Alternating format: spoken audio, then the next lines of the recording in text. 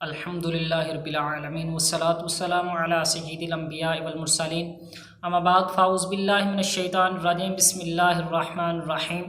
صلاۃ والسلام علیک یا رسول اللہ وعلی آلک واصحابک یا حبیب اللہ صلاۃ والسلام علیک یا نبی اللہ وعلی آلک واصحابک یا نور اللہ۔ آج ہم یہ سنتے ہیں کہ جھوٹ کتنا بڑا گناہ ہے،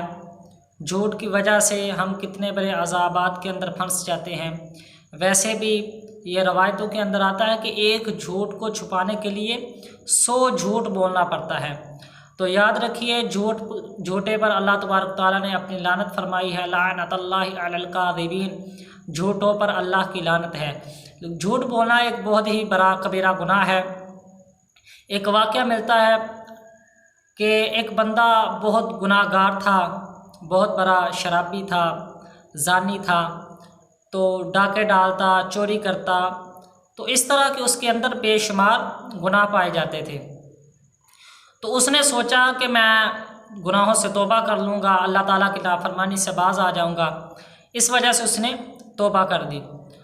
جب اس نے توبہ کی تو کچھ دن گزرے، وہ بندہ پھر اسی طرح گناہوں کے اندر ملوث ہو گیا۔ اس بندے نے اس طرح کوشش کی، 1-2 مرتبہ اس نے گناہوں سے بچنے کی، لیکن چند دن گزرتے وہ پھر چوری کے اندر میسر، اسے چوری کا سامان جب میسر آتا تو وہ چوری کر لیتا۔ اسی طرح جب وہ اسے زنا کا موقع ملتا تو وہ زنا کر لیتا، یعنی کہ گناہوں سے توبہ پکی نہ ہو پاتی۔ تو اس طرح اس نے 2-3 مرتبہ جب کیا تو اس نے دیکھا کہ میں نے گناہوں سے توبہ کرتا ہوں لیکن پھر گناہوں والی عادت میرے اندر واپس آ جاتی ہے، تو میں گناہ کس طرح چھوڑوں گا؟ تو وہ علماء حق میں سے ایک عالم دین، نیک عالم دین کے پاس وہ بندہ گیا، صوفی بزرگ تھے، اللہ کے ولی تھے، ان کے پاس گیا تو جا کے اس نے عرض کیا کہ یا سیدی، میں چاہتا ہوں کہ میں ان گناہوں کی عادت کو چھوڑ دوں، لیکن یہ مجھ سے ہوتا نہیں ہے، میں کیا کروں کہ یہ جتنے گناہ ہیں، میں زنا کرتا ہوں، شراب پیتا ہوں یا چوری کرتا ہوں، جو بھی گناہ میرے اندر ہیں میں انہیں چھوڑ دوں، تو یہ کس طرح، یہ ممکن کس طرح ہے کہ میں گناہوں سے بچ جاؤں؟ تو بزرگوں نے اس بندے سے ارشاد فرمایا کہ تو اس طرح کر کہ تو سارے گناہوں سے باز اگرچہ نہ، بس ایک جھوٹ کو چھوڑ دے، یعنی کہ صرف ایک جھوٹ بولنا تو بند کر دے، بقیہ گناہ اگرچہ تو کر لے۔ تو بزرگوں نے اسے بہت ساری اس کے علاوہ بھی وصیتیں کی، تو اس نے سوچا یہ تو کام ہی بہت آسان ہے، میں جھوٹ نہ بولوں گا، بقیہ گناہ میں کر لوں۔ تو اس طرح ہوا کہ وہ بندہ جب گیا تو اسے شراب میسر آئی۔ ابھی وہ شراب پینے لگا تو اس بندے کے ذہن کے اندر یہ خیال آیا کہ شراب پینا تو حرام کام ہے، شراب پینا تو گناہ کا کام ہے، اور میں نے جھوٹ بولنا نہیں۔ اگر مجھے ان بزرگوں نے پوچھ لیا کہ کیا تو نے آج شراب پی ہے تو میں جھوٹ تو بول نہیں سکتا، تو میں ان بزرگوں سے کہوں گا جی ہاں میں شراب پی ہے تو کتنا بڑا گناہ کا کام ہے، اور میں لوگوں کے سامنے ذلیل ہو جاؤں گا۔ اسی طرح جب وہ چوری کرنے لگا تو اس کے بندے کے ذہن کے اندر یہ خیال آیا کہ چوری کرنا تو بہت بڑا گناہ کا کام ہے،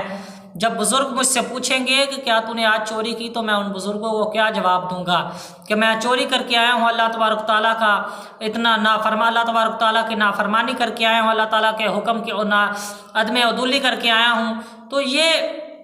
حکم عدولی کر کے آیا تو یہ کس طرح میں کس طرح بزرگوں کے سامنے یہ بیان کروں گا؟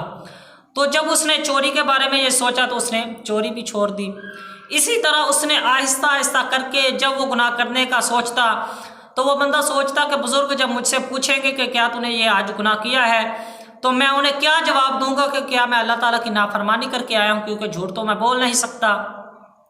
تو اس طرح اس نے جھوٹ سے بچتے ہوئے تمام کبیرہ گناہوں کو چھوڑ دیا۔ تو اس سے سمجھ آتی ہے کہ جھوٹ کتنا بڑا گناہ ہے۔ جھوٹ تمام گناہوں کی جڑ ہے، جھوٹ بہت بڑا ایک کبیرہ گناہ، اللہ تعالیٰ کی لعنت کا باعث ہے۔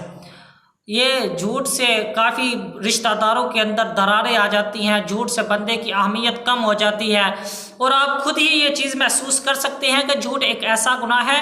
کہ جس سے بندے کی معاشرے کے اندر عزت کم ہو جاتی ہے کہ یہ تو جھوٹا بندہ ہے، اس کی بات پہ کیا یقین کرنا۔ تو اس بات پہ ذرا غور کیجئے، جھوٹ سے بچیے، جھوٹ سے جتنا ہو سکے دور ہو جائیے۔ اللہ تعالیٰ سے دعا ہے کہ اللہ تعالیٰ ہمیں عمل کی توفیق عطا فرمائے، آمین بجاہ النبی الامین صلی اللہ تعالیٰ۔